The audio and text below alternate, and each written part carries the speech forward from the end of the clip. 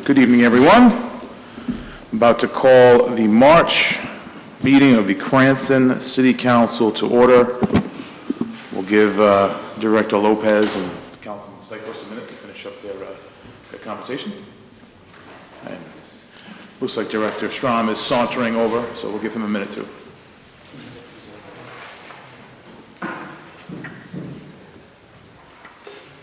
And with that, I will call the March City Council meeting to order. Clerk, please take the roll. Councilman Laney? Present. Councilman Hopkins? Present. Councilman Stichels? Here. Councilman Foley? Present. Councilman Allen? Present. Councilman Holford? Present. Councilman Paplaskas? Present. Councilman Present. Present. With that, would everyone please join me in the Pledge of Allegiance? Pledge allegiance to the flag of the United States of America and to the republic for which it stands, one nation, under God, indivisible, with liberty and justice for all.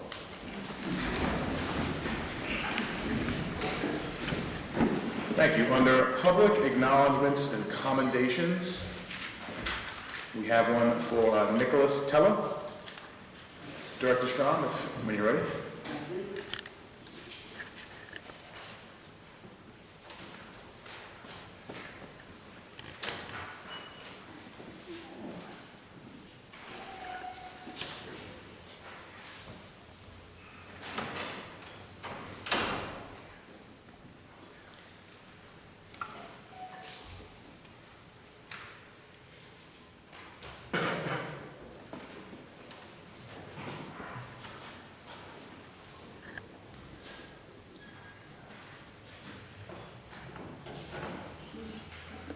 Thank you, Council President. It's my pleasure tonight to have a citation for Nicholas Teller. Nicholas is a former student graduate of Cranston West.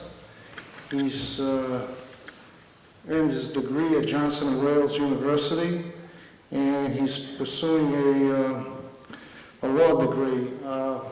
I know he got accepted at Roger Williams and another university, but I don't know which one he's intending to go to at this point. Just like to read something that, and I can pass it out, I'll give it to the city. That Nicholas worked with us for about, I guess about 6 months or so. He did various projects for the accounting department and auditing department. He worked with Mike Igo. He did a number of financial duties for the department. He was always very accurate, demonstrated a thorough knowledge of accounting principles, and anything he was asked to do, he did it well. And it's a pleasure for me to give the citation. We've had this year, as you know, 2 other interns. This is the 3rd, and all 3 interns have done a remarkable job for the city. And it's been a pleasure to deal with some really excellent young people who are going to go on and pursue a career. And since we've had such good responses and success, we intend to continue to do this because it does help our department, and it also gives the students a bit of understanding of what it's like in the government field. So with that, I'd like to give this citation to Nicholas Teller, and I'd like him to, he wants to come up to the podium and just say a couple of words of his experiences and some of the things that he did for the city.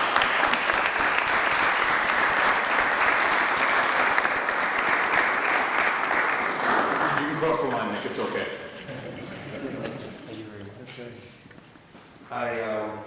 Thank you, everyone. I appreciated the opportunity that Mr. Strong and Mr. Igo gave me. I learned a great deal, and of not just the accounting field, of how accounting in the government setting works. It's a lot different than the business setting that I was accustomed to from learning through school. And with that, I appreciate the award, and thank you very much.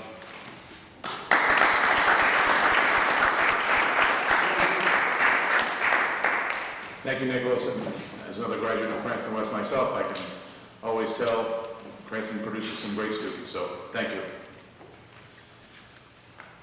On with public hearings, anyone here to speak about the dog park? As an FYI, we're continuing that when it comes up to next month. The plans that were being drafted for us to review before this meeting, unfortunately did not get done in time. Director Liberatore should be bringing those to the next ordinance committee meeting for us to review, and then we will continue that project as we move forward. Public hearings on any docketed matters. Anyone want to say anything on docketed matters? We'll speak on docketed matters. Undocketed matters, so things that are on the docket, bills that are before us, would come at the second section. Undocketed. Is it a public hearing or? Public hearing on docketed matters, so on the laws that are before us tonight. We don't have much on the docket, so we should be able to get through this pretty quick. And then when I say public hearings on anything, feel free to come up and... I do want to speak at the end of it. Whenever. Yeah, it's like 20 minutes. Just ring my bell. I'll get you. With no hearings on docketed matters, I'll close that section of the meeting. Resolutions are on our resolution before us this evening. Report of committees. We'll start with the Claims Committee. Councilman Colford. Thank you, Mr. Council President. Appreciate it. I'd just like to report out that the settled claims are here in the docket tonight for information purposes. You certainly can go through those. And I do have some comments that I guess I'll save for the council comments that you guys claimed that goes back to you. Thank you, Chairman. Thank you, Councilman Colford. Moving on to the Finance Committee, Council Vice President Vecchio. Thank you, Council President. First, we had the resolution authorizing real estate tax abatements. This passed in committee, that was passed this year. Entertain a motion to approve. So moved. Second motion and a second under discussion. Seeing none, clerk, please take the roll. Councilman Delaney? Yes. Councilman Hopkins? Yes. Councilman Stichels? Yes. Councilman Foley? Yes. Councilman Aketo? Yes. Councilman Colford? Yes. Councilman Voskis? Yes. Councilman Vecchio? Yes. Yes. Next, we have a resolution authorizing motor vehicle tax abatements. There's only a handful that passed in committee that are passed. Entertain a motion to approve. So moved. A motion Second. and a second under discussion. Seeing none, clerk, please take the roll. Councilman Delaney? Yes. Councilman Hopkins? Yes. Councilman Stichels? Yes. Councilman Foley? Yes. Councilman Aketo? Yes. Councilman Colford? Yes. Councilman Voskis? Yes. Councilman Vecchio? Yes. Yes. Next, we had a resolution authorizing tangible tax abatements. Very few, very small, minor, that passed unanimously. Entertain a motion to approve. So moved. Second. I have a motion and a second under discussion. Seeing none, clerk, please take the roll. Councilman Delaney? Yes. Councilman Hopkins? Yes. Councilman Stichels? Yes. Councilman Foley? Yes. Councilman Aketo? Yes. Councilman Colford? Yes. Councilman Voskis? Yes. Councilman Vecchio? Yes. Yes. And lastly, we have the tax interest waiver approvals. That passed unanimously as well. Entertain a motion to approve. So moved. Second. A motion and a second under discussion. Council Vice President. Thank you, Council President. Just one quick comment we have, just to recognize one of the gentlemen on this was a 102-year-old war veteran that was a little bit late getting his payment in and was so concerned about it. And I'm glad to say that the county office gave him a hardship waiver. I thought it was really an interesting thing. As lucid as you can be at 102, it's a nice man, so I just wanted to mention that. Thank you, Council Vice President. Any further discussion? Seeing none, clerk, please take the roll on the tax interest waiver approvals. Councilman Delaney? Yes. Councilman Hopkins? Yes. Councilman Stichels? Yes. Councilman Foley? Yes.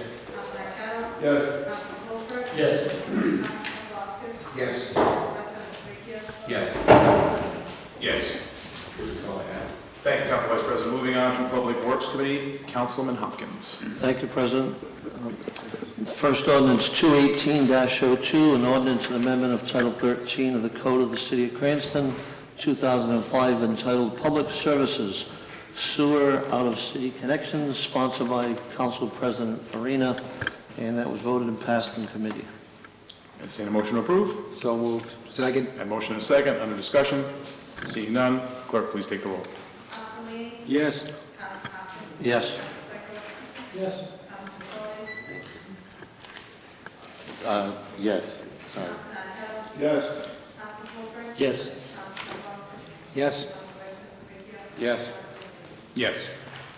We have a resolution urging the administration to enter into talks with BASF about the future of the BASF properties and the possibility of some of the land becoming open space, sponsored by Councilman Stichels. Entertain a motion to approve. Motion to approve. Motion to second, under discussion. Councilman Arquette. Thank you, Mr. President. Just through the chair for the general public, because this is televised, the BASF property is designated what property? Councilman Stichels, what property we're talking about? The properties on both sides of Mill Street by the Patuxent River. Owned by what company? It's owned by BASF. Oh, that's not the CB Geigy? Oh, okay. BASF purchased Ciba-Geigy. I see. Okay. All right. Thank you. Councilman Hopkins. Yes, thank you, Mr. President. Just for discussion down the road, I want to keep in mind that we're pursuing the possibility, again, I say possibility, of a potential cut-through to alleviate some of the space on some of the traffic issues on Park Avenue. And I have been looking at this particular property and talking with some of the neighbors in the area. So I would hope that we would be able to look at that down the road as a potential site, as a possibility to go through this same land area as well. Thank you. Thank you, Councilman Hopkins. Any further discussion? Seeing none, clerk, please take the roll. Councilman Lanning, Yes. Councilman Hopkins, Yes. Councilman Stichels, Yes. Councilman Foley, Yes. Councilman Marquardt, Yes. Councilman Colfer, Yes. Councilman Voskis, Yes. Council President Vecchio. Yes. Council President Farina. Yes. Thank you, Councilman Hopkins. Moving on to the Ordinance Committee, Councilman Paplaskas. Thank you, Mr. President. We have 2-1801 ordinance authorizing the city to construct a dog park on Stony Acre Drive, sponsored by Council President Farina and myself. It was amended in committee on 3/15/18, and we have a request to continue this to April 23rd. Is that back to Ordinance Committee? Or do you want to go to the Main full City council? Council. So we'd like a motion to send it back to the next full council meeting. I have a motion to continue the next full council meeting. Second. I have a second. Discussion. Seeing none, clerk, please take the roll. Councilman Lanning, Yes. Councilman Hopkins. Yes. Councilman Stichels, Yes. Councilman Foley, Yes. Councilman Marquardt, Yes. Councilman Colfer, Yes. Councilman Voskis, Yes. Council President Vecchio. Yes. Council President Farina. Yes. Okay, moving on, we have 2-18-04, ordinance authorizing the city to enter into a lease agreement with the MS Dream Center, sponsored by Mayor Fung, and this was passed in committee. Entertain a motion to approve. So moved. Second. I have a motion and a second, under discussion. Seeing none, clerk, please take the roll. Councilman Lanning, Yes. Councilman Hopkins. Yes. Councilman Stichels, Yes. Councilman Foley, Yes. Councilman Marquardt, Yes. Councilman Colfer, Yes. Councilman Voskis, Yes. Council President Vecchio. Yes. Council President Farina. Yes. Okay, moving on, we have a resolution in support of the removal of the sunset provision regarding the residential mortgage foreclosure mediation, sponsored by Councilman Stichels. Entertain a motion to approve. Motion approved. Second. A motion and a second, under discussion. Councilman Paplaskas. Thank you, Mr. Council President. If it's okay with the sponsor, I'd like to be added as a co-sponsor on this as well. Certainly. Thank you. Any further discussion? Seeing none, clerk, please take the roll. Councilman Lanning, Yes. Councilman Hopkins. Yes. Councilman Stichels, Councilman Foley, Yes. Councilman Marquardt, Yes. Councilman Colfer, Yes. Councilman Voskis, Yes. Council President Vecchio. Yes. Council President Farina. Yes. Okay, moving on, we have a resolution encouraging the Rhode Island General Assembly to pass legislation requiring seatbelts in school buses, sponsored by Councilman Paplaskas, co-sponsored by Council President Farina, Council Vice President Favicchio, Councilman Colford, Councilman Hopkins, Councilman Lanning, and Councilman McCauley. Motion to approve? I have a motion. Second. Second, under discussion. Seeing none, Councilman Arquette, I apologize, I went too quick. Thank you, Council President Farina. I'd just like to add my name as a co-sponsor, if I may. Councilman Paplaskas, any objection? Oh, absolutely. Welcome aboard. With that, any further discussion? Seeing none, clerk, please take the roll. Councilman Lanning? Yes. Councilman Hopkins? Yes. Councilman Stichels? Yes. Councilman Foley? Yes. Councilman Aguilar? Yes. Councilman Colfer? Yes. Councilman Paplaskas? Yes. Council President Trujillo? Yes. Councilman Yes, I would close all the business before the ordinance committee. On to public hearings. So now I have two names on the sign-up sheet. Pauline Bilal, you are first. You are free to speak on any matter. Good evening. Name and address for the record. Hello, my name is Pauline Bilal. My address is 74 Gordon Street, Cranston, Rhode Island. Please forgive my voice. I have pneumonia and laryngitis. So I'm not yelling, it's just the tone. So as you all know, I have asked in the past for a second test for carbon monoxide at Cranston East.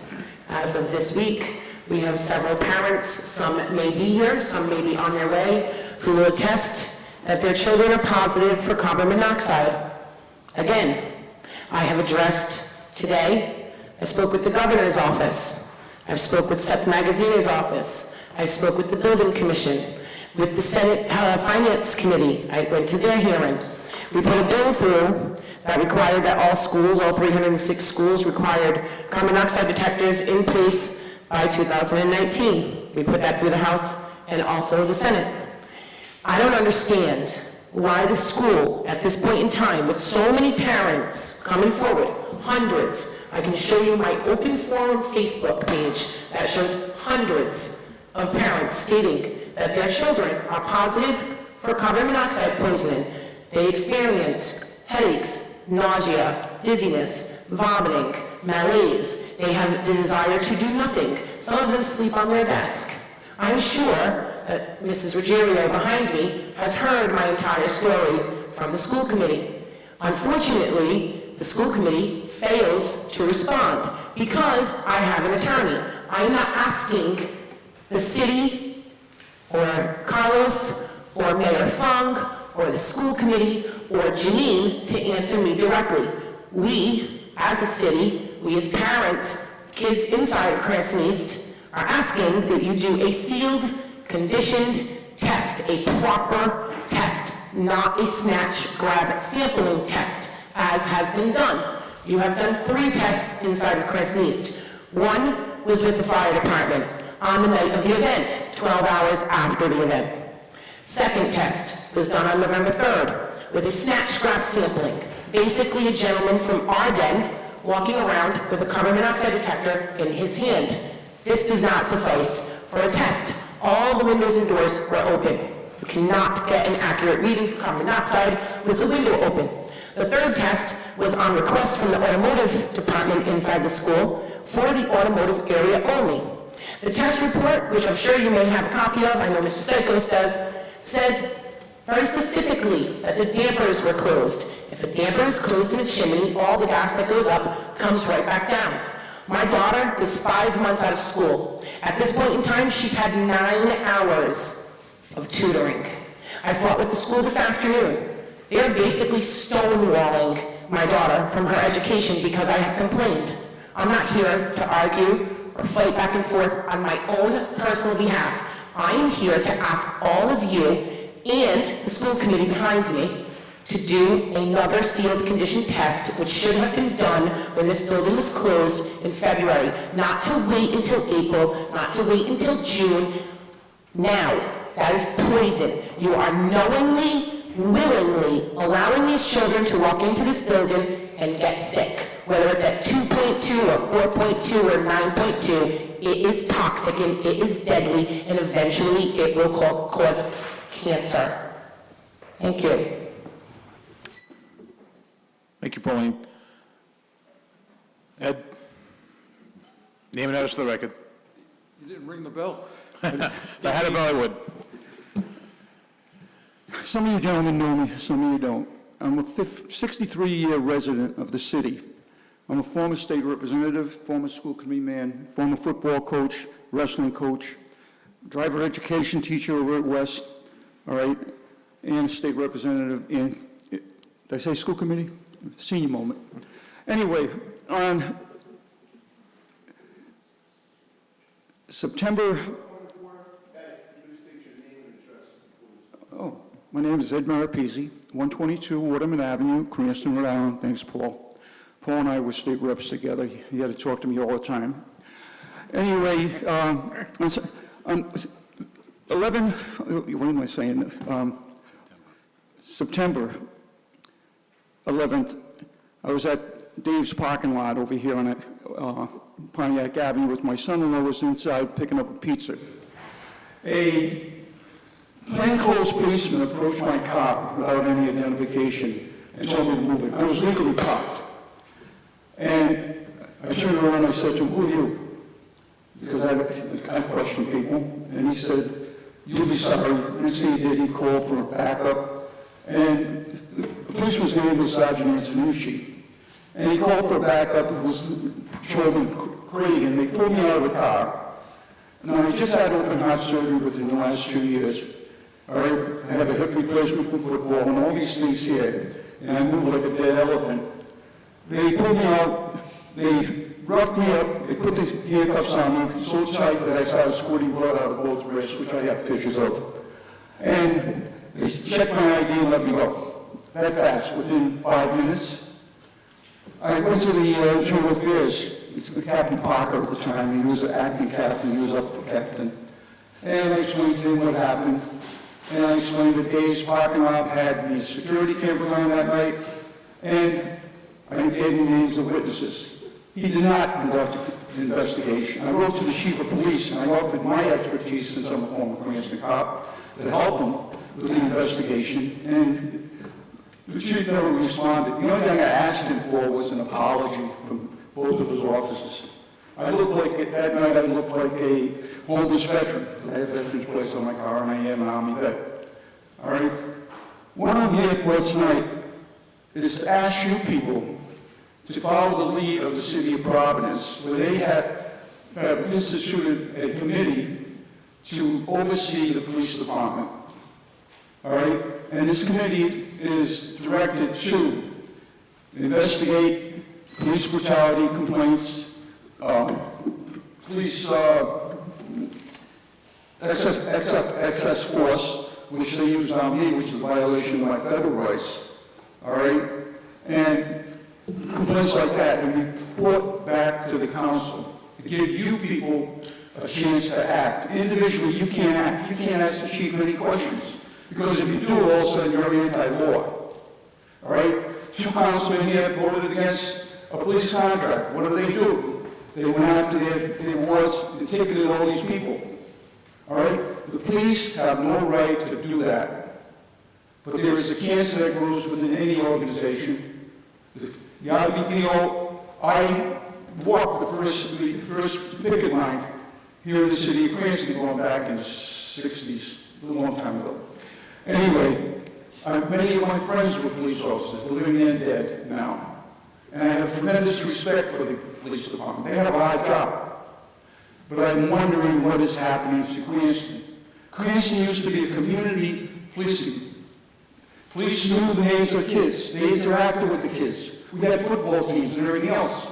Now the police ride around in black SUVs, blackened windows, and they ride up and down Reservoir Avenue in a sports car, all blackened windows and this stuff here. I don't know the new philosophy of the police department. But again, these are the questions that a committee can ask. They can ask the chief of police, they can rate the chief of police and get back to you people. Because individually, if you attack the police, all of a sudden they're going to come after you. And that's wrong. That's against our type of government. All right? I'm not filing any lawsuits against these cops. I asked the chief of police to have these cops apologize to me. Because I knew Antonucci's father rode with me his first night on the job. That was back in the 60s. Time flies when you're having fun. Anyway, so I'm here tonight to ask you people to possibly put a committee together, an ordinance committee, and investigate the feasibility of having a committee made up of independent citizens of the city review the police department. All right, I think that if that is done, that will help you people do your jobs. All right, and it will turn around, put the IBPO back in its place where it belongs, as a representative police officer, not to go after councilmen. Any questions? Yes? Councilman Stichels? Just like to suggest maybe that we have a Safety Services Committee meeting coming up, and that we ask the chief for a report on this, what happened, and also that we ask the fire marshal for a report about the situation at Cranston East. So that, and that if we decide to do that, then these folks can come to that meeting and we'd have everybody in the same room and. Councilman, just to let you know, they didn't write a report on this incident, they put an incident report in. And when I went to the AG's office to get a copy of the report, they refused to give it. All right, so they protect these people, and I don't know the reason why. So that'd be my suggestion, that we Thank make you. these two items on the Safety Services Committee if other people agree. Councilman Vivekio? Thank you, Council President. Just, I would separate the two because I'm not sure. The fire department, we may have to, get an opinion as to what can be said publicly and unfortunately. I don't know if that report is, I don't know if they can issue a public report at this point. Well, I don't think they're related. And the two issues are not Yeah. related, so. But even if we get a report from the fire department saying that they can't give a report, that's at least something. But we can see it. Okay. Councilman Lanning? If this particular problem is brought up before the Safety Services Committee, I think we should get the ordinances that are used in Providence concerning the Civilian Review Board. I know years ago, I was approached to set up a similar review board here in Cranston, but I didn't have the backing at the time. Most council people said things are fine the way they were, and let's not open up a can of worms. But I think I'd like to see exactly how this review board works and how it's made up, and if it's before the Safety Services Committee, I'd like the administration to get us a copy of the ordinances that are being used in Providence and how the review board is set up and how the civilians on the review board are chosen. It's something to look into, whether we go through it or not, but I think we should take a look at it. Thank you. Council Majority Leader Paplaskas, do you have any issue with putting these on the next Safety Services meeting? No, we can put them on there. To the administration, you think, I know we're looking at probably 2 weeks, is that enough time? It's a week, it's Monday, sorry, it's a week. Is a week enough time, or would we want it to be the following Safety Services Committee meeting? I don't know how fast we can turn all these things around. I would respectfully request the following meeting, as we're submitting our budget, and budget hearings are going to be starting, so we're going to be really bogged down with those issues. Do any members of the council object to having this happen at the May Safety Services Committee meeting? So not this Monday, the one after. Yeah, so it'd be 5 Mondays. Councilman, McCauley. oh, wow, Councilman McCauley, it's been almost 2 years, I drew a blank, I'm sorry. Not a problem, sir. I'm showing my age. With all due respect to the administration, I think the situation with the question of carbon monoxide in our high school takes priority. I think we really have to address this as soon as possible. I'm wondering If we can split them, do carbon monoxide next month, police the following month? I'd appreciate that. Chairman, Whatever the body as a whole decides, I'm good either way. carbon monoxide next week, police the following month. Everybody aligned? You feel good? Thank you.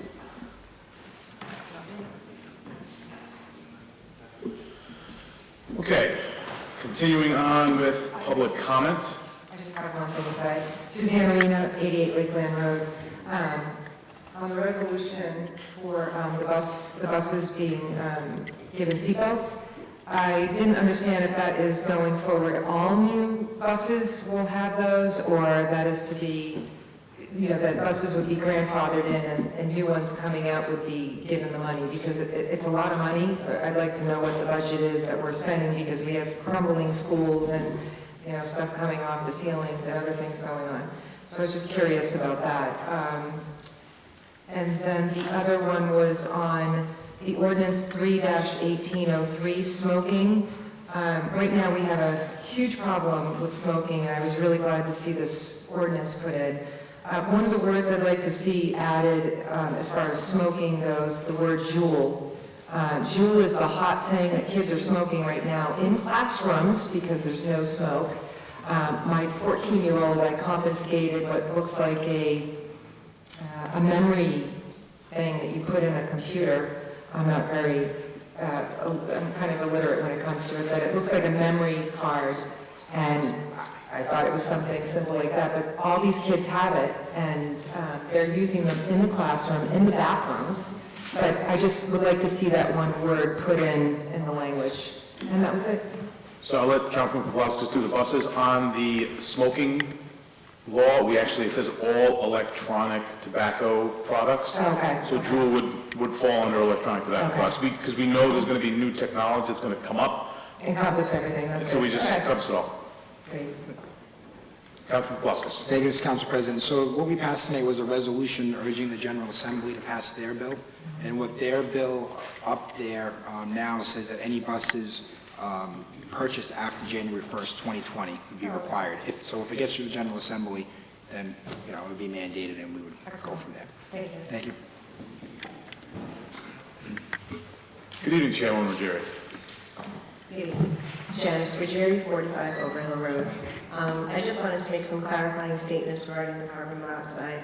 As of today, neither the administration at Cranston East or the administration in the Briggs Building or any information has been received from the Department of Health. We have had no reported cases of carbon monoxide poisoning that have been brought to the attention of the school department as of today.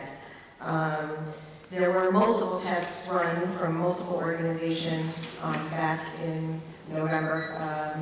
Arden was one of them, that is correct. Occupational Health and Safety, OHI, which is an environmental consultant, also did some testing, and the Cranston Fire Department did multiple tests. The final test that was run November 15th through the 17th, which was done when the school was closed. All of the reports which you all received from the superintendent with all of the reported results came back, and as of this time, we don't have any reason to dispute those results. Again, we haven't received any reports from anyone of any issues regarding continued health problems. If that changes, of course, the school department gains nothing from having sick children. We certainly don't want anyone, children, staff members, anyone in our school buildings to be sick.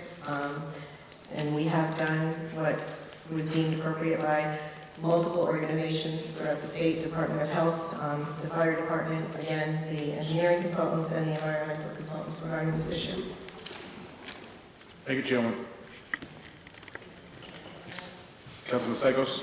Yeah, I have a question about this, but if it's inappropriate to ask it at this time. It might be, I think, since we're going to have this on next week's Safety Services Committee, it might be germane at that discussion.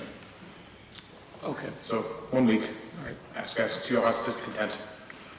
So can I ask questions at the next meeting, or should Yes. I ask them to Ms. Ruggieri now? I would, since we are having this on the docket at next week's Safety Services Committee, I would ask you to come back next week. Absolutely. Feel free to come up, ask questions, make statements. Absolutely. Can we just make, I'm sure the fire department will be there, but can we ask the school department to have somebody there? Sure. Next Monday. You want to send a formal request to someone? I will, Yeah, I'm the chair, so the clerk, can we send a request to the school department to ask, they have someone come and walk us through some of the reports? Anyone else to speak on any undocketed matters? Seeing none, the section of the meeting is now closed. Election of city officials. I have a nomination for Cranston's Art Commission, Stephen Feinberg. I believe you all have a copy of Mr. Feinberg's resume.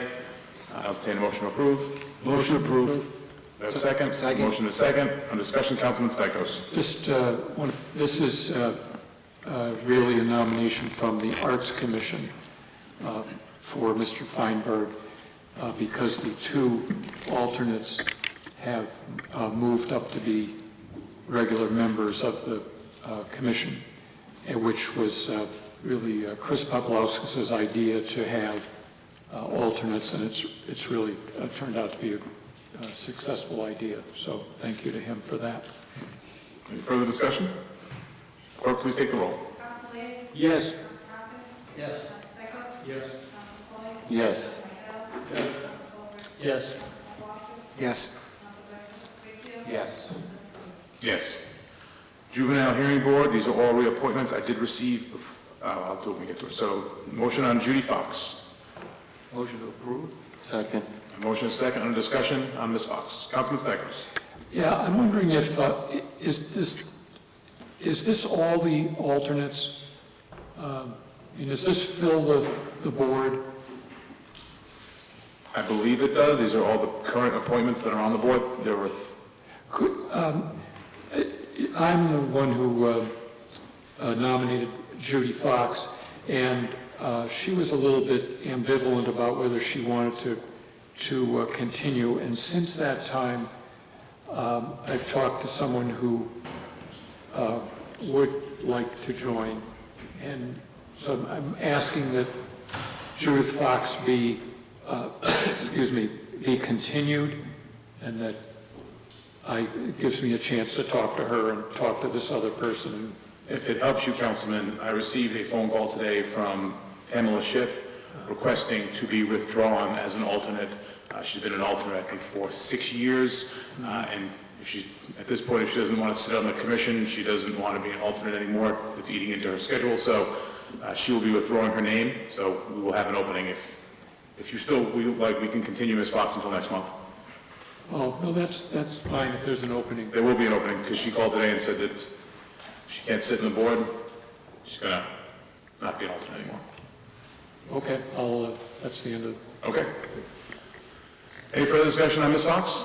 Seeing none, clerk, please take the roll. Councilman Lee? Yes. Councilman Hopkins? Yes. Councilman Stichels? Yes. Councilman Foley? Yes. Councilman Yes. Yes. Yes. Councilman Poplowskis? Yes. Yes. Yes. Judy Abate. Motion to approve. I have a motion and a second under discussion. Seeing none, clerk, please take the roll. Councilman Lee? Yes. Councilman Hopkins? Yes. Councilman Stichels? Yes. Councilman Foley? Yes. Councilman Yes. Poplowskis? Yes. Yes. Yes. Pamela Schiff has withdrawn her application to be reappointed. There will be an opening of an alternate. Councilman Stichels, I look forward to getting a resume from you for your potential member. Vincent Turquetta, requesting to be reappointed as a member. Is there a motion to approve? Motion approved. Second. Motion is second, under discussion. Seeing none, clerk, please take the roll. Councilman Lee? Yes. Councilman Hopkins? Yes. Councilman Stichels? Yes. Councilman Foley? Yes. Yes. Abstain. Councilman Poplowskis? Yes. Councilman Vice President? Yes. Yes. Kristen Haroyan would like to be reappointed to the board as a full member. Is there a motion to approve? Motion to approve. Second. I have a motion and a second, under discussion. Seeing none, clerk, please take the roll. Councilman Lee? Yes. Councilman Hopkins? Yes. Councilman Stichels? Yes. Councilman Foley? Yes. Councilman Marqueta? Yes. Councilman Colfer? Yes. Councilman Poplowskis? Yes. Councilman Vice President? Yes. Councilman Yes. Porter? Yes. Just a quick note on that, on these appointments. Yes, Council Vice President. Only, I think Councilman Arquette and Councilman Stichels, the only one, and Councilman Leahy would remember this, but this, we had done some work on trying to get women and minorities on some of the hearing boards, and it looks like we were effective. We started that, 7 or 8 years ago, and see that a lot of women have come forward and went on this board, and so I guess it worked, Councilman. I just wanted to mention that. Thank you, Council Vice President. Reports to the officers. There are none. Executive communications.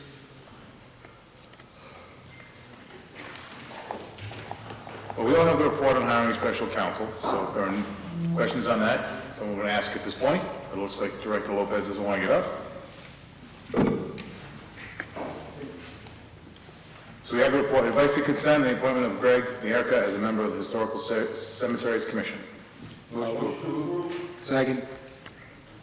I have a motion and a second. Under discussion. Seeing none, all in favor? Aye. Aye. Request to be placed on pension roll effective March 2nd, Deputy Chief Herb Bassett. Has Deputy Chief Herb Bassett made all the requirements to move on? Yes, he has, Council President.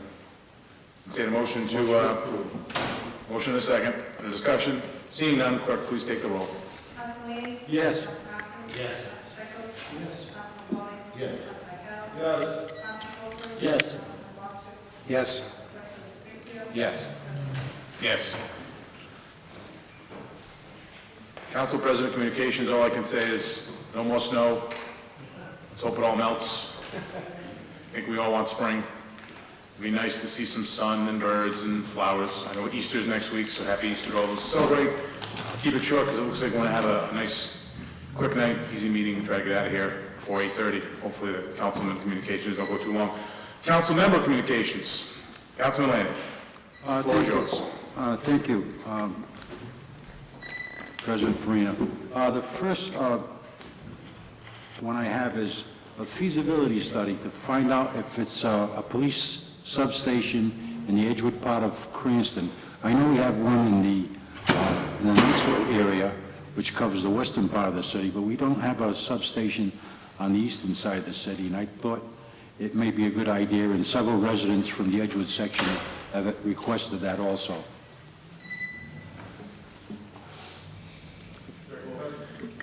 Thank you, Council President. Councilman Laney, as far as I'm aware, the police chief has informed me that there is progress being made on a substation in Edgewood. There's actually one, I believe at Hall Manor, where they're trying to establish some office space, but they're looking at a couple other locations too, so it's something that is in the works. Oh, it's good to know that it's a work in progress. All right, thank you. Thank you, Appreciate that. Councilman. The second request I have is the total legal cost so far in the Gilboa continuing saga lawsuit. Council President, Finance Director Strom will address that point. Okay, thank you. Councilman Lanning, did you receive that report that I submitted tonight? Yes, I have it, but I haven't had a chance to sit down and add it up. So maybe. Well, the total's on the second page, sir. Oh, okay. It's $452,000. So today we spent $452,000 Since, in legal fees yes, on a case that's, what, 6 years old? I believe, at least 5. 5 years, It's not okay. even 13, I believe. Well, the way it's going, it could be another 5. Yeah.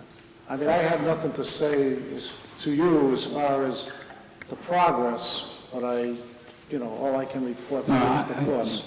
It just bothers me when we're throwing away $500,000, not throwing it away, but we're spending $500,000 in legal fees in a case that's 5 years old and we haven't settled it yet. It seems like, I don't know, I guess there's no room for compromise or any way of getting this thing done without spending taxpayer money? Again, because of the legality, I can't really comment on that. All right, no, I don't expect you to comment, I'm just making an observation. What is your point of information, Council Vice President? I think we're in dangerous waters. I don't think the solicitor would like us to, I don't even think we should be discussing it to this extent, quite frankly, only because it is part of litigation and we may be violating some confidentiality rules. Oh, I don't think I violate any confidentiality rules. I'm just talking about a monetary figure and a length of a lawsuit. But I'll move on. Anybody have a report on the flooding on Garden and Marlborough Streets and this is an ongoing thing. It's in the 3rd Ward, and I remember hearing this coming up before. Has there any progress on this? I believe John Corso is working on the project. Unfortunately, he didn't get me an update today on this, so I will follow up with him, and I can either contact you directly or hold off till the next public meeting, Councilman. All right, thank you. I appreciate that, Mr. Thank you, Lopez. sir. And my last request here, can somebody explain the enforcement procedures when there's a ban on parking? And the reason why I'm asking, I had a phone call from one of my constituents saying they called the police dispatcher to report that somebody had a truck on the street during the snowstorm, and they wanted it out of the way so the plow can get down the street. And the dispatcher said, we don't tow vehicles. The only time we would tow a vehicle is if the plow driver calls us and says there's a vehicle blocking the street and he can't plow it. Now, is this the way we handle in the city of Cranston when we have a parking ban? Or is there another procedure that I'm not aware of? Or is this the real procedure? Councilman, first of all, I don't know why a dispatcher would say that to them. If you could get me some information as to the date and time of that incident, we can track down who that may have been based on who worked on that night of the storm or the day of the storm. I would love to follow up on that because that is completely inappropriate. And it's not how we handle things here in Cranston. We have a set procedure. Obviously, when there's a parking ban, we try to enforce it as best as we can. We have several ways in which we attack it. We have active police presence, and patrols that go throughout the neighborhoods. And, if they observe a car parked out there, what they usually do is try to determine who it belongs to, what house it is. They'll knock on the door, say, hey, look, get the car out of the way. They'll either ticket or eventually tow it if it's really in the way of the plows. So I don't know where this dispatcher would have gotten that information from. Well, I know it was a dispatcher in the last snowstorm, not the make-believe one, the one before that. The one where the governor shut down the state for... No, the one before that one. Oh, okay. All right, but certainly if you can get me more details, I'd be happy to follow up on that. All right, I will. I can assure you that that is not our procedure. All right, I'll take care of it. Thank you. Thank you. Councilman Stichels. Just to piggyback on Councilman Lanning, could we get a number of cars that were ticketed for this year for violation of the parking ban and a number towed? Because I've had a similar experience with a car on Shaw Avenue. I'll request that from the police department and see how they can get that to us. Do you want that by email, or do you want to wait till the next meeting? Email is fine, and I think it should go to all the council members, not just me. Sure, no problem. Okay. All right, the items I had on here, the first item has to do with the warming center. Oh, And first off, Councilman Lanning, you all set? Yes, I am. Councilman Hopkins, you have a comment? President, I just wanted to follow up on Councilman Laney's protocol for the parking. I got some calls from students from Cranston East in regards to a parking ban the other day. And the timing of it really didn't work, but the parking ban went into effect throughout the night and into the morning and lasted until after school started. So a lot of the kids that normally park along High School Ave or the back of Cranston East couldn't park there because of the parking ban, obviously, so they moved their cars into the City Hall parking lot where they were then ticketed for parking in City Hall spaces. So I thought that was a concern, and again, on defense of the kids. We want them to be in school, we want them to go to school, yet where do they go in a situation like that when there's a parking ban in effect? And to avoid the ticketing, I'm not quite sure where they should go on that. So again, I'm addressing that on behalf of the students at East.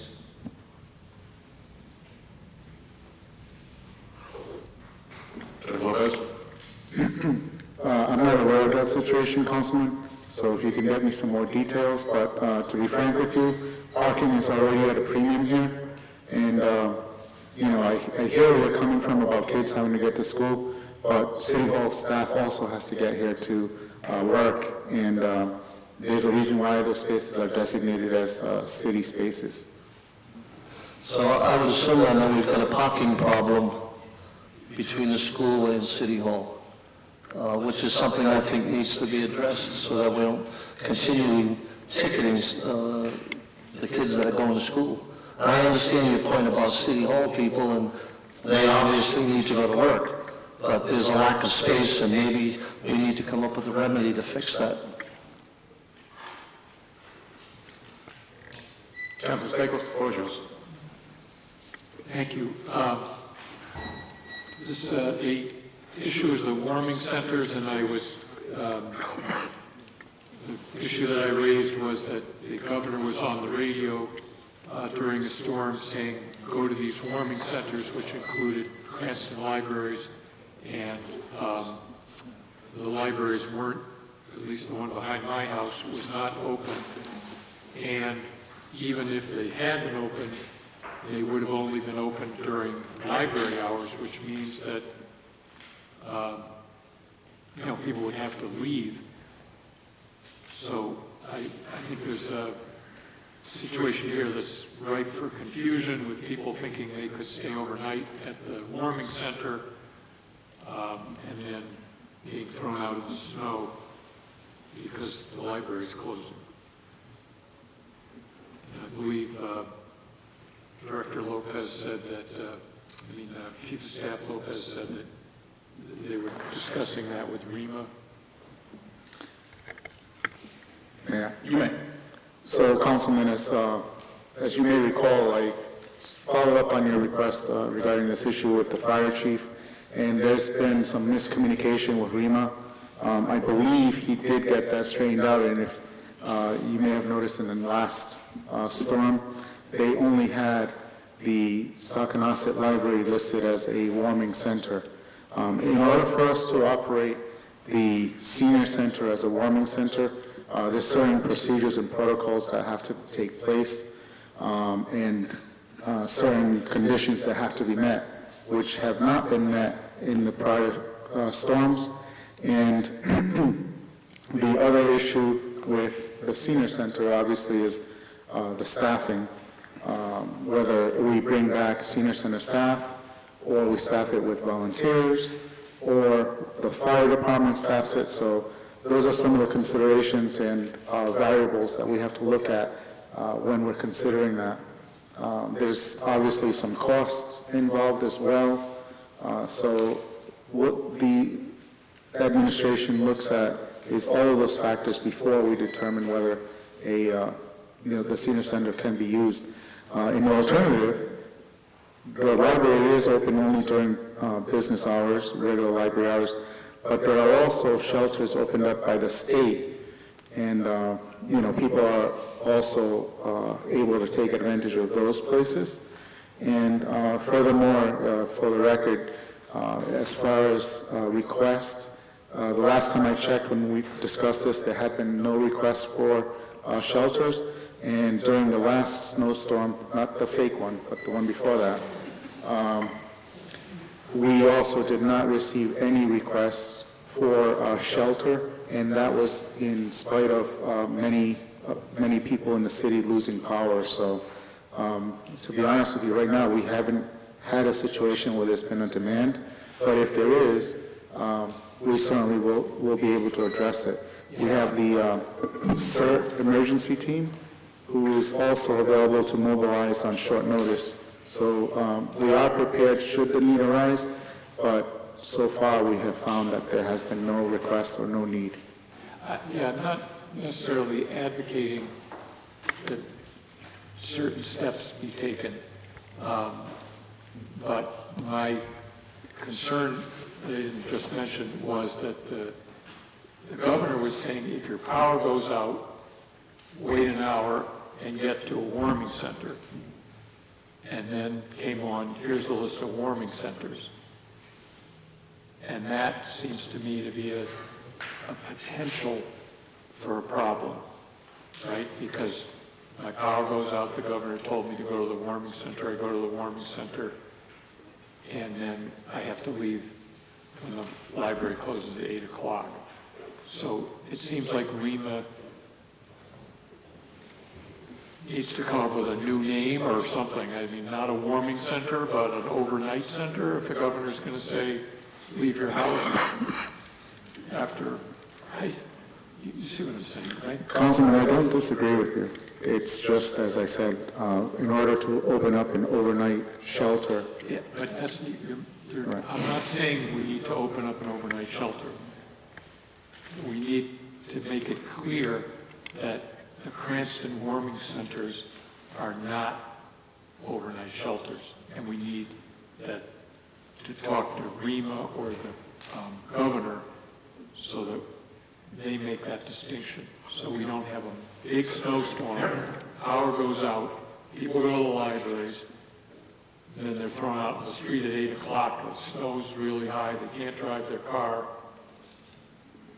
And guess who's going to get nailed for that one? So you're asking the administration to make sure the governor gets the warming centers correct next time she goes out and... Well, or that we call our things something else, you know, I don't... Point duly noted, Councilman. We can continue to chat about this offline as well. Okay, thank you. And then the next item is, and I just think that people, I just want the other council members to know about the situation at 1850 Broad. In September, people started calling the inspections department and saying that there was a illegal car repair operation going on at 1850 Broad, which is right next to the YY House restaurant, or across the street from the warming center, the Hall Library. Anyway, they called, and nothing happened until Stan Peichel was able to convince the landlord to evict the tenant who was running a car repair operation from September to the end of February. Now, and I don't know what to do about this, and that's why I'm bringing it up, because if this person had a license from the city, we'd call that person in front of safety services and we'd say, you're screwing up, better straighten out, or we're going to yank your license. But they didn't have a license. And so nothing happened. And there needs to be a solution to that problem. And I don't know if it's Stan Peichels not being tough enough on people, or we need a change in the ordinances to give the council some power to do something. I bet this guy's not been fined $50 even for one day's violation, and he's running an illegal car place in violation of zoning with no license, and they don't get fined. Is that a municipal court problem? Is that a inspections department problem? So I asked... Before you, Madam Clerk, do you have a response to that? Because you seem to know everything about how the inner workings of the municipal court and the city seem to work, so. There is a licensing requirement for auto repair. When information comes to me that someone is operating at a location and they don't have a license, then we reach out and contact them to either get them into compliance if they can be. If they're not, if they can't be, if they're not zoned, then they would be cited in municipal court for operating without a license. Which didn't happen. Right, and I'm not saying it was no, your it's fault. the first time. Somebody's got to notify you. Yes, that this is exactly. going We don't on. have an independent inspection unit that goes out and checks. When information comes to me, we act on that, but I'm not aware of this. Well, my impression, and it may be wrong, is that we don't find people in Cranston. Because when Stan Peichel comes to the budget hearings, and we'll have a chance to ask him again, I believe Councilman Arquette asked him this last year was how many fines were there for code violations, right? And it was some, like $4,000 or some teeny little number. Yeah. For someone operating without a license, don't you think? Yeah, well, the standard fine of $50 a day. So from September to February, that's 6 months. You know, that's 180 days. That's Is there any question about usually when you get up? $9,000. That's more than he fined anybody last year. Is there any question when you get up, you usually have something relevant to add to the conversation, so? I'd like to think so.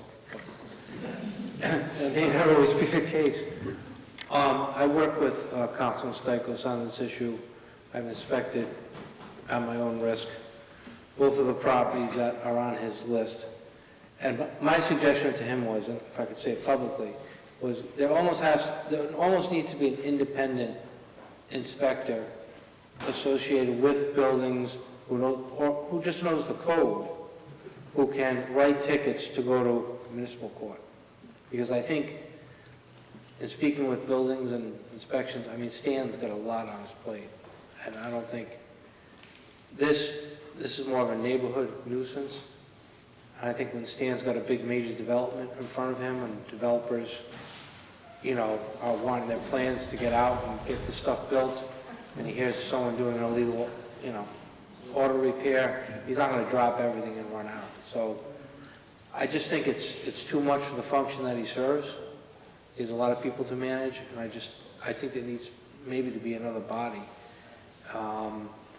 who can be the liaison between building inspections, the clerk's office, the police department, and who has the power to write citations to the municipal court.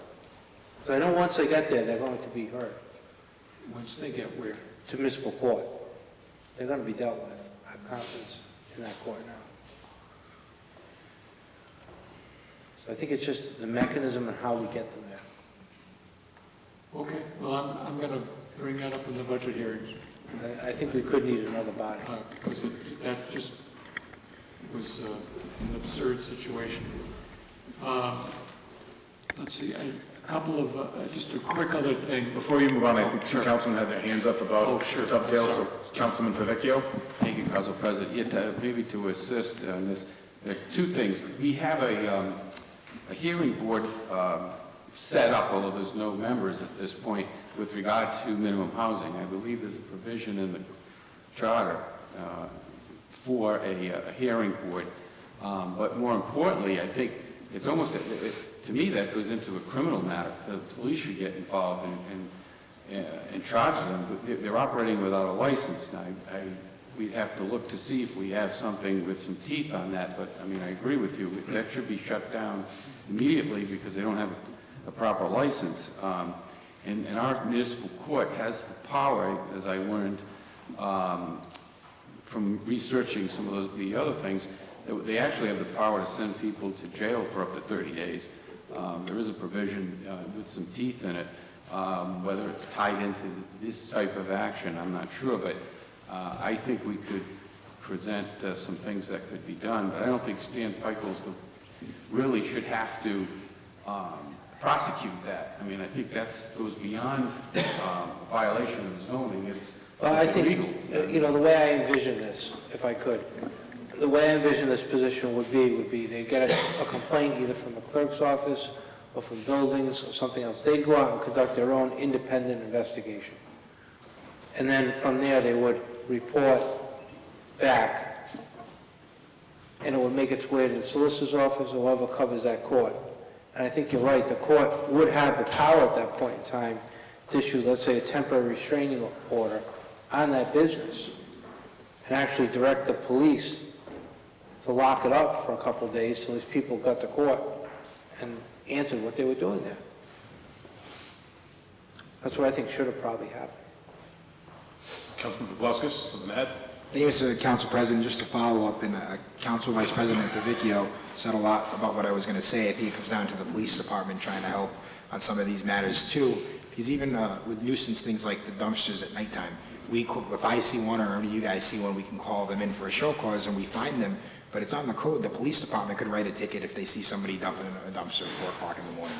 So I think we need to get a little help or broaden our ways of doing things. So. Thank you, Councilman. Councilman Stichels, the floor is yours again. Thank you. Those are some good comments from people. Good comments from people.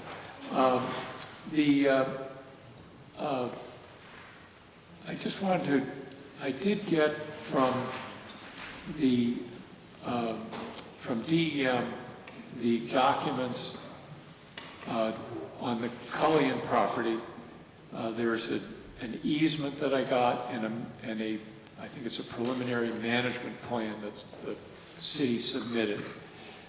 And I think that it would be worth at least talking to DEM about whether there could be a dog park at that site.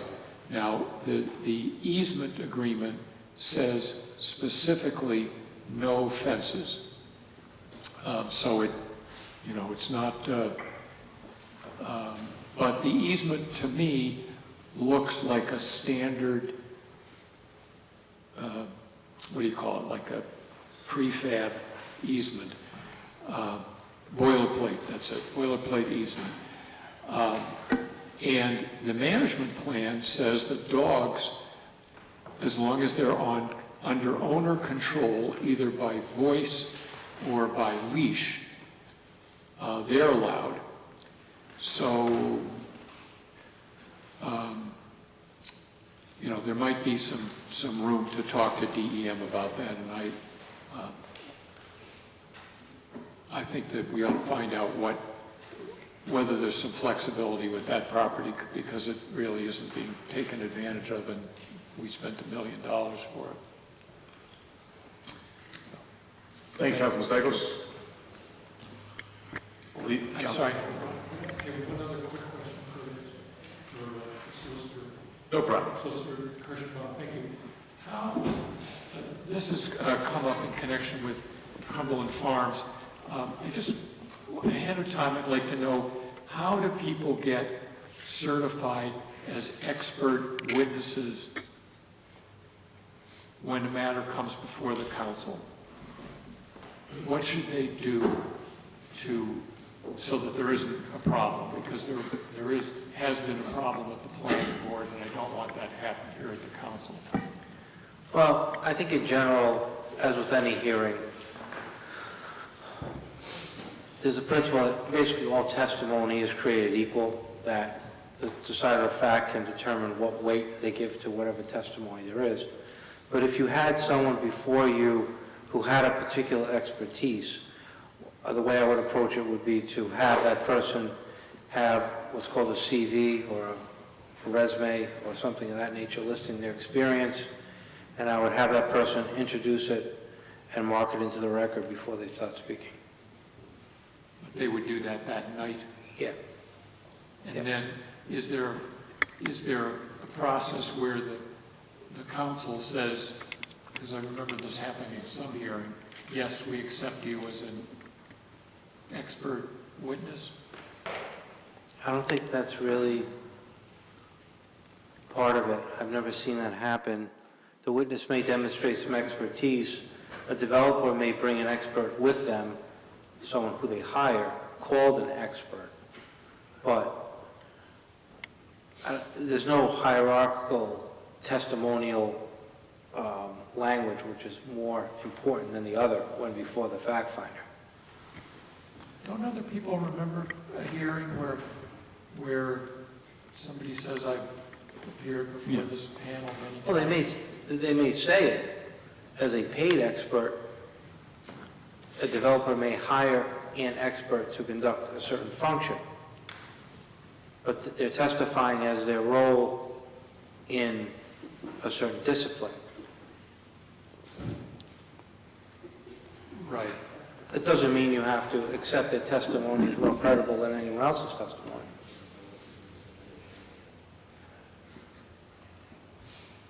Okay. Councilman Manning, you had something to add? Yeah, I've been in similar situations that you're talking about, where an individual come in and say that this person has expertise in, say, an appraiser or something like that, and he's my expert witness. I mean, that doesn't necessarily, and they do that because that individual's witness would have more credence theoretically because he's a, with quotes, expert witness, rather than some homeowner who's objecting to it. But realistically, you take every individual's testimony and weigh it separately. You could find that a homeowner's testimony is more credible than Yeah, that? and most times it is, because usually if you hire an expert witness, he's going to tell you exactly what you want him to tell you, and not necessarily the truth. That's my observations in the past anyways. Could be. Anyone else on the validity of an expert witness? But if you have a person who is a citizen and who has an expertise, what I would do is have them bring some kind of documentation as to their expertise and have it introduced into the record. Thank you. Councilman McCauley, you were next on the list, sir. Thank you, Council President. As we all know, these were originally on the February calendar, but it ran so late that we deferred till March. So during that period of time, I was able to do a little investigation. Let me bring you up to speed on the Aqueduct Road complaints. I want to publicly thank the Chief of Staff, Lopez, and also Ms. Arenas for bringing these problems to my attention. Thank you, Suzanne. You addressed the problems with that tree that fell, sir, with the glass and whatnot, and they did a very nice job of cleaning that up and making it a safe walkway for the children going to Eden Park. I did put on my wish list for the upcoming year repaving of Aqueduct. I know since days opened, it's seen an increase in traffic. I understand there's concerns once it does hopefully get repaved that it'll become a speed trap, but I think the police do a very good job of, especially in the summer months when the pool is open and also during the school year. There's a great deal of police presence there, so I don't think that'll be too much of a concern for speeding. So again, my thank you to you, sir. You worked quickly on that, and I thank the department, the highway department, the public works department for doing that. Regarding my second thing, I'll move right along, Council President. I received, I know it's not in my ward, but it is a neighboring ward. I had a great many concerns after the gem fire. And again, I hope the brave firefighters are recovering. And I thank them publicly again for their work in controlling that. There were concerns about the location of the daycare in such close proximity to something that had so many chemicals and things of that nature. And I spoke with Chief McKenna and also the fire marshal, and they did find that it's in compliance with existing zoning, and I just want to know if the administration is comfortable with the situation as it is. I don't mean to put you on the spot, sir, but again, there's a great deal of concern because it's so close to this manufacturing company. I know it's probably grandfathered at this point, but I wonder if there's concerns in your office. Thank you, Council President. Councilman McCauley, I have to be careful as to what I say because there's potential litigation involved here. What I can assure you is that we as the administration are doing our due diligence, investigating and looking into the history and the situation at that particular building. We are continuing to monitor the firefighters who were injured. Some injuries are not visible or openly determined. It's going to take a long time for us to see the potential effects of what they may have been exposed to. What I can tell you is that we're even working with the CDC to ascertain the firefighters' exposures and health and potential health issues as a result of that. And I can tell you that this is a priority for us to make sure that we get this right and that something like this doesn't happen again. As far as your observation that the building is where it is because it's probably grandfathered in, you are correct. And unfortunately, the school or nursery that's right next to it got in there sometime in the 80s when I guess people didn't think about those things. But because of that situation, we are very concerned and we are going to continue to monitor that situation. Again, Chief, it wasn't to put you on the spot, but I did get quite a few concerns from neighbors, as you can understand. So just so I have some feedback, and I appreciate it. Thank you, sir. Thank you, Councilman, and please feel free to call anytime should you have any more concerns or if you have constituents that continue to inquire. Thank you. Yes, thank you, President. Just to the administration, as a follow-up to the Aqueduct Road complaints, I've received a number of them, and I just wanted to follow up with Carlos on the number of trucks that are using Aqueduct in Colonial as cut-throughs. With the opening of the new market on Pontiac Avenue, some of the larger trucks have been cutting through that area to get to Reservoir, rather than going all the way around or to go to Park Avenue. They're cutting through that neighborhood. I've received a number of complaints about those trucks. So if it's possible, maybe we could check the signage for no through trucks on the Pontiac Avenue side of that cut-through, or the possible police presence to maybe stop some of those trucks from going through there. Sure, we can look into that. I'm not sure if that road is a no-through trucking zone yet. There is a sign there, but it's faded, and it's been so long since the market was closed for a long period of time. So the new habits are coming with the new store. Sure. So. If the sign is faded, we'll replace it. Thank you. Thank you, Councilman. I believe that brings up Councilman Arquette. Thank you, Council President Farina. I have two on the communications. One, I think we can delete because the security at school buildings is being addressed by the Vice President Vecchio's commission, so I really don't have to discuss that tonight, okay?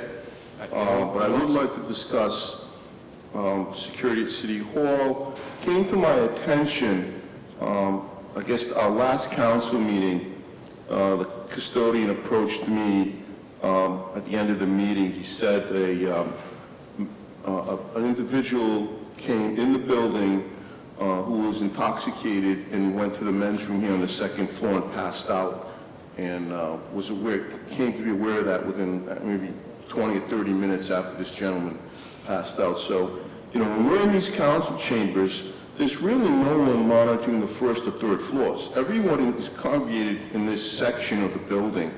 So I think we need to address this in a proactive way. And, this is my last year. It's not for me. It's for future members of the council to make sure that they're secure when they do their job, and when they're addressing concerns of the people. We need to have orderly meetings, and we need to secure building to do that in. These are dangerous times, and I just like to maybe brainstorm some night with members and see what they would like to do to literally make this building more secure, especially in the evenings when there's not many people around. Thank you. Council Vice President, thank you. Thank you, Council President. Through the chair to Councilman Arquette. The committee is called the City and School Building Safety Committee, so I did include city buildings and property in this as well, and we're going to hear some police experts in executive session, actually, but that will be one of the items that's included, as well as other city properties such as the fields and we had the theft at Brayton Park, if you recall, with the bleachers being stolen. Pretty brazen theft, but so that is included in the committee, and that's going to be part of the recommendation that we make to the full council. Councilman Arquette. Elaborate a bit more.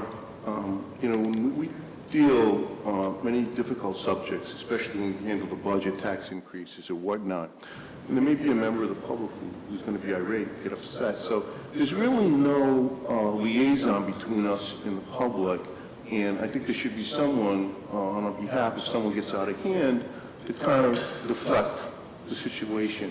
Other Johnston Town Hall, Providence City Hall, they have sergeant at arms when their council is in session, or some have constables, plainclothes constables. So these are things that we need to discuss. Also, there is no metal detector as you enter or exit this building during the day or evening. Other city halls have uniformed police officers in the city hall during the day. I come here today, never see a uniformed police officer ever. So these are things we need to talk about because, as I said, we live in different times now. Thank you. Councilman McCauley. I compliment you for bringing this to the attention, but I think Council Vice President Favicchio stated it well when he said that with this new committee, it should encompass both the city and the schools and make both environments safe. So I commend both of you. Thank you. Councilman Paplaskas, you are next on the docket. Thank you, Council.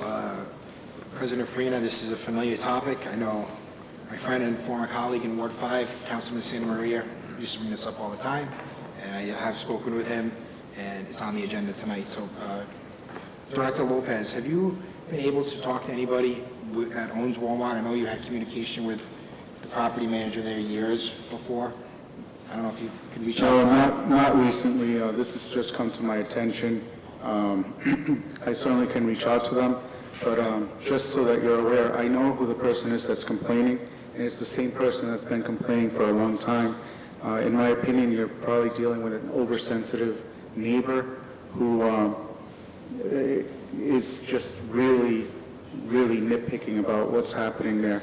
I know that they've cut down the overnight trucks because now where they parked, or where they used to park, there's a Planet Fitness and there's other businesses that are there. So, I will follow up with them, but just want to make sure that we're all aware that it's... Well, I received a few calls, and the trucks are still parking behind Planet Fitnesses now, so if you could reach out to them, that would be great. I will. And then I had a couple of people ask me if the crosswalks could get repainted in the plaza, if you want to talk to the manager. Crosswalks within the plaza? Sure, we can request it. Thank you. Councilman Colford, you're up. Thank you, Council President, appreciate it. At our last Claims Committee meeting, we had settled all our claims, and just recently I had received a couple of citizens came back concerned with the settlement of their claim, asking if they had an opportunity to appeal their claim. Now, it appears that on our books, it states that they should appeal to the Director of Claims, and at this point, we do not have that position in the city. And I don't know, I know it's, I guess it hasn't been filled in decades, but I was told. I think at this point, being the chairman of the Claims Committee, I think that we should allow these individuals to resubmit their claim and hear their appeal at this point, and then probably make a decision on how we want to handle potential appeals going forward. Unless you have some other suggestions or thoughts on that. To the administration, in lieu of the Director of Claims, wouldn't all appeals be funneled through Solicitor Rawson to the Claims Commission?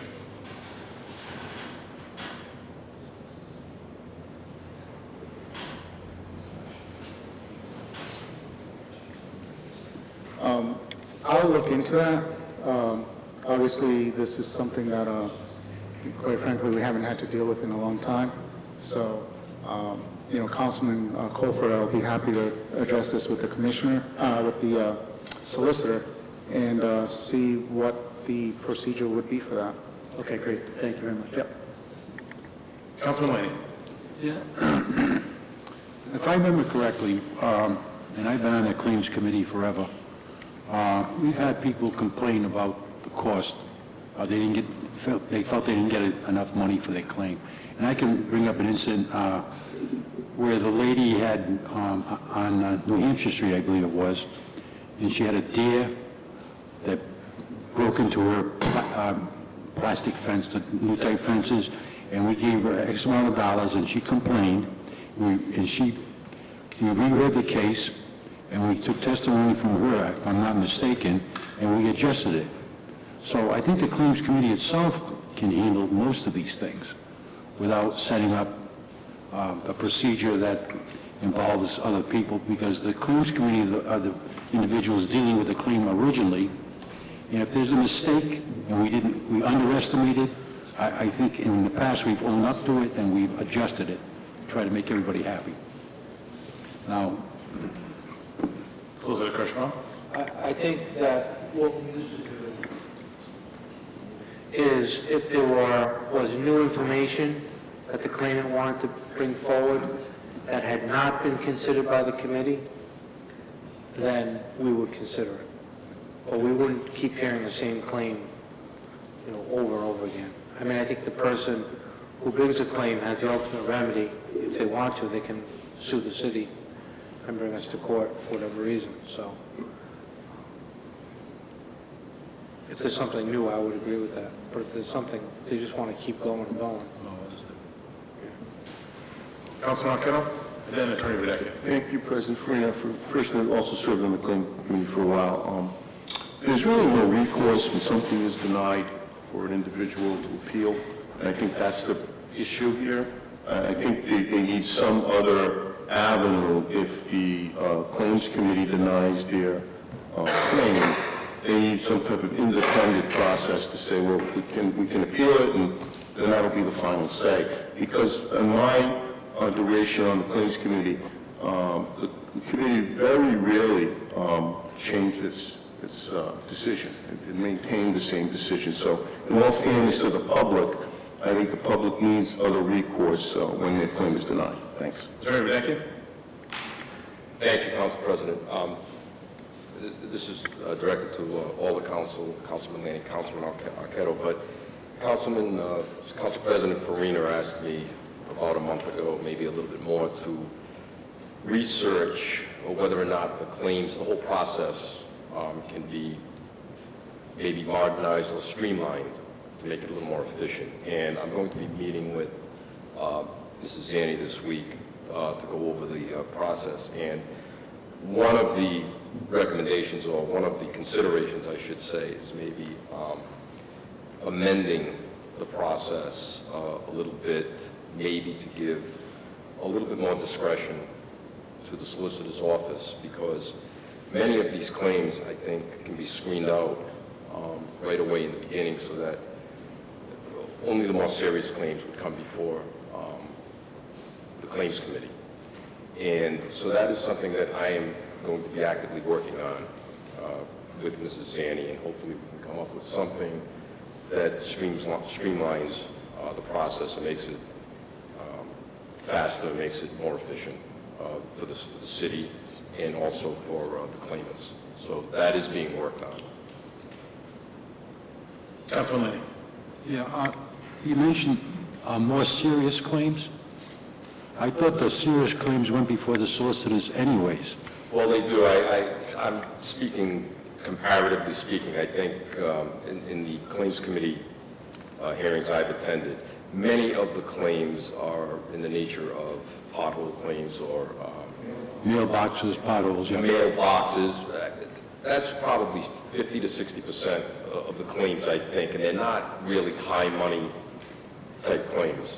That's what I meant by some of the less expensive claims. But anything that starts going into the thousands of dollars, That goes to the solicitors anyways. well, but some have come before the claims committee. There have been people looking for $5,000, $6,000, $7,000. That's only the city vehicles, if I may.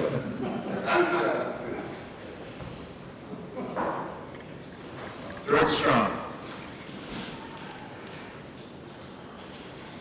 I just want the council to be aware that I'm looking into, I think we had a discussion at the last budget session of last year, looking at major claims to have an insurance company with a deductibility. And I'm looking at different deductibles to see that, just to use the example, that if it makes sense financially, if the insurance would cover something like, say, $100,000 or more, and the city, as you know, is self-insured, it would follow under $100,000. I'm just using as $100,000 as an example. We could look at 50. I'm getting different increments once I get a quote on the insurance to see what would make sense. Because we had a case that we had to pay out a few $100,000, and it was paid out of claims, when in fact, if I had insurance at the time, depending on what our cost is for insurance, it would have made maybe more sense to have an insurance company pay for it. So I have a broker looking into different scenarios for us, and I was supposed to get some results by March. I don't think I'm going to see that, so it'll probably be like April or May, more realistically. And hopefully I'll have some figures when we go through the budget process. Excellent, thank you. Moving on, old business. There's no old business. Introduction of new business. Madam Clerk.